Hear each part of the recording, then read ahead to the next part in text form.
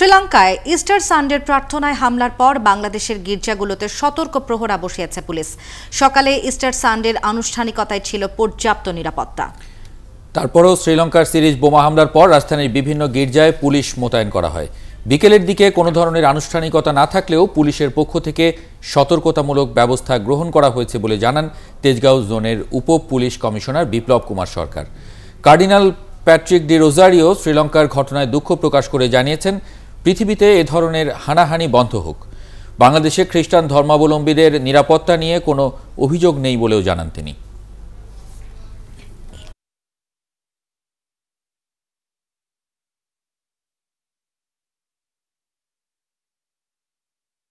আমরা ভয় নেই, কিন্তু কিছু কিছু শঙ্কা থাকে, কিন্তু আমার বিশ্বাস এটা হবে না। এখানে দুঃখ লাগে, সমবেদনা লাগে, অনুভূতি একই, একটা স্বাভাবিক মানুষ হিসেবে, আর গির্জা যখন হয়েছে সেই হিসাবে। প্রত্যেকটি জায়গায় আমরা পর্যাপ্ত নিরাপত্তা ব্যবস্থা অনেক আগে থেকে আমরা গ্রহণ করেছি।